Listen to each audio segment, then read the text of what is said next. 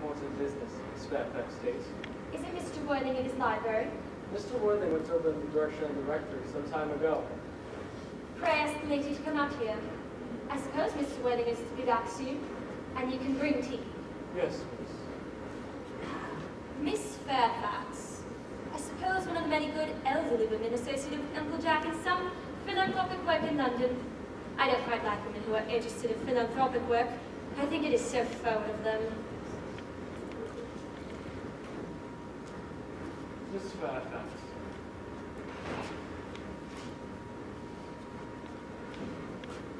Pray let me introduce myself to you. My name is Cecily Carden. Cecily Carden. What a very sweet name. Something tells me we are going to be great friends. I like you more already than I can say. My first impressions of people are never wrong. How nice of you to like me so much after we've known each other such a comparatively short time. Pray sit down. I may call you Cecily, may I not? With pleasure. And you will always call me Gwendolen, won't you? If you wish. Then that is all quite settled then, is it not? I hope so.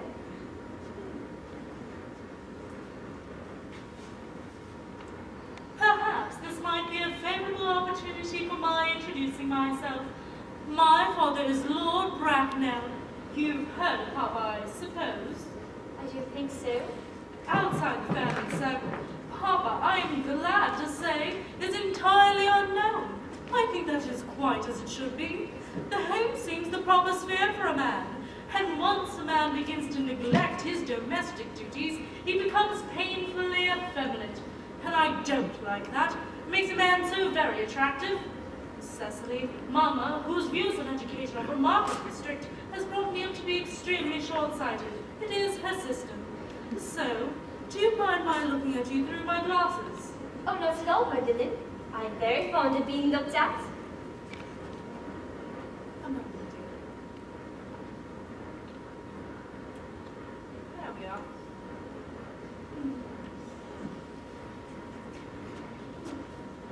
You're here on our short visit, I suppose? Oh no, I live here. Really? Your mother, no doubt, or some female relative of advanced years resides here also?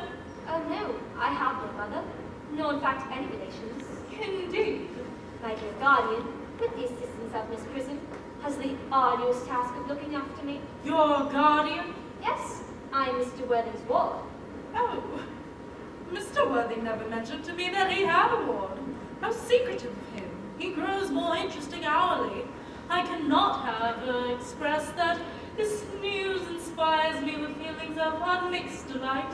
Cecily, I am very fond of you. I've liked you ever since I met you.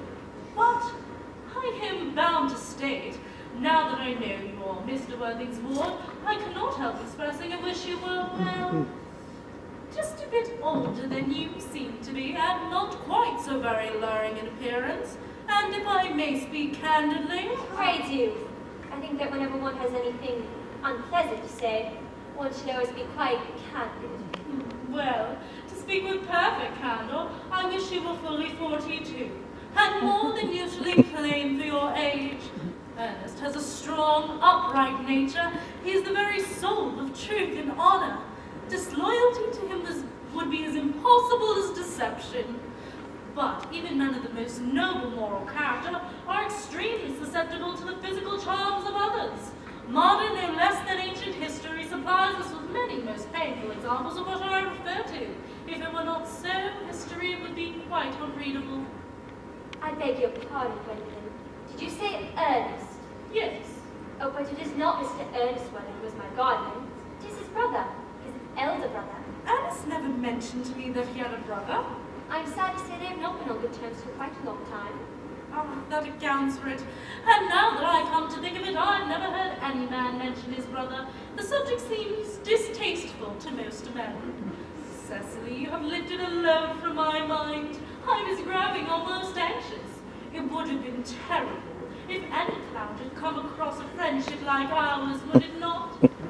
However, you are quite sure it is not Mr. Ernest Worthing that is your guardian. Quite sure. In fact, I am going to be his. I beg your pardon? Dearest Gwendolen, there's no reason why I should make a secret of it to you. A little country newspaper short chronicled back next week. Mr. Ernest Worthing and I are engaged to be married.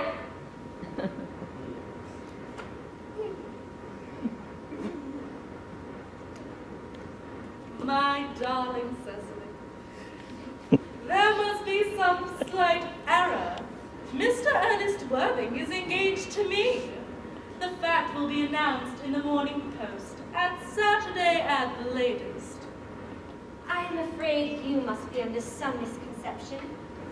Ernest proposed to me exactly 10 minutes ago. It is certainly very curious, for Ernest proposed to me yesterday afternoon at 5:30. If you care to verify the incident, pray do so. I never travel without my diary. One must always have something sensational to read in the train. I am so sorry, dear Cecily, if it is any disappointment to you, but I'm afraid I have the pride claim. It would distress me, Gwendolyn, more than I can tell you, because you're any mental or physical anguish. But I feel bound to point out that since Ernest proposed to you, he clearly has changed his mind. If the poor fellow has been entrapped into any entanglement, I will consider it my duty to rescue him, and with a firm hand. Whatever unfortunate entanglement my dear boy may have gotten into, I will never approach him with it after we are married. Do you allude to me, Miss Cardew, as an entanglement? You are presumptuous. On an occasion such as this kind, it becomes more than a moral duty to speak one's mind. It becomes a pleasure. Do you suggest, Miss Fairfax, that I entrapped Ernest into an engagement? How dare you? This is no time for wearing the shallow mask of manners. When I see spade, I call it a spade. Shall I serve tea here as usual, miss? Yes, as usual.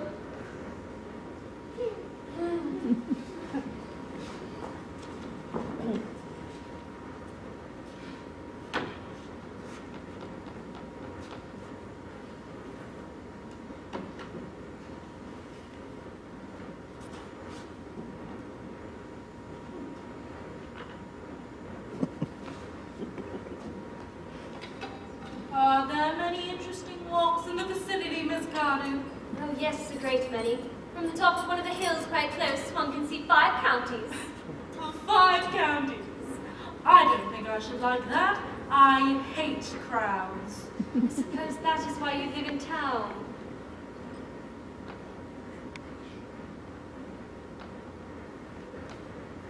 Quite a well-kept garden you have here, Miss Cardew. So glad you like it, Miss Fairfax. I had no idea there were any flowers in the country. Oh, flowers are as common here, Miss Fairfax, as people are in London. Personally, I cannot understand how anybody manages to exist in the country if anybody who is anybody does. The country always bores me to death. This is what the newspapers call agricultural depression, is it not? I believe the aristocracy are suffering from it very much just at the present. It is almost an epidemic amongst them, I have been told. May I offer you some tea, Miss Fairfax? Thank you. Detestable girl, but I require tea. Sugar? No, thank you. Sugar isn't fashionable anymore.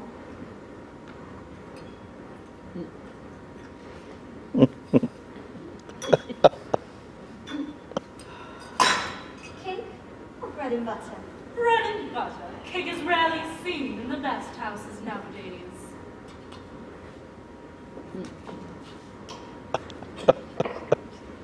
How much, Miss Fairfax?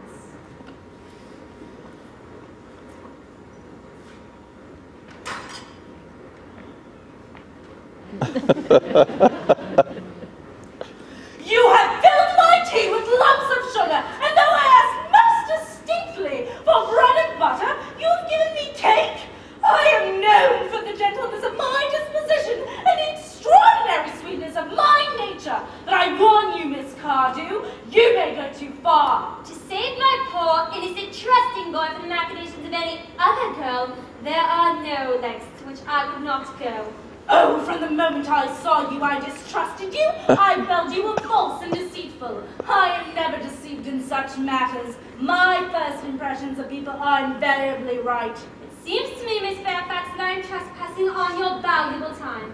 No doubt you have many other calls of a similar character to make in the neighborhood. Ernest? Oh, my own Ernest. Gwendolyn, darling. Oh, a moment. May I ask if you were engaged to be married to this young lady? To little darling Cecily? Why, of course not. How could have put that idea into your silly little head? Thank you. You may. I knew there must be some misunderstanding. The man whose arm is at present around your waist is my dear guardian, Mr. John Worthing. I beg your pardon. This is Uncle Jack. Jack! Oh! Here is Ernest. My own love. A moment, Ernest. May I ask, are you engaged to be married to this young lady? To what young lady? Good heavens! Gwendolyn! Yes, to good heavens, Gwendolyn. I mean to Gwendolyn. Of course not. Who could have put such an idea into your pretty little head? Thank you. You may. I felt there was some slight error, Miss Cardew. The man who is currently embracing you is my cousin, Mr. Algernon Moncrief. Algernon Moncrief? Are you really called Algernon? I cannot deny it. Is your name really John? I could deny it if I liked. I could deny anything if I liked. But my name is John, and it has been John for years. A gross deception has been practiced on both of us. My poor wounded Cecily. You will always call me sister, won't you? There is just one question I would like to be allowed to ask my guardian. An excellent idea. Mr. Worthing, where is your brother Ernest? We are both engaged to be married to your brother Ernest, so it is of some slight importance to us to know where your brother Ernest is at present. Gwendolyn, Cecily, it is very painful for me to be forced to speak the truth. It is very hard for me to be put in such a painful position, and I am very inexperienced on the matter. But the fact is, I have no brother Ernest. I have no brother at all. I never had a brother, and I don't intend on having a brother in the future. No brother of any kind. None. Had you never a brother at all? Never. Not even of any kind. I am afraid it is quite clear, Cecily, that we are not engaged to be married to anyone. It is not a very pleasant position for a young girl to find herself in, is it? Let us venture into the house. They will hardly dare to come after us there. Yeah, men are so cowardly, aren't they?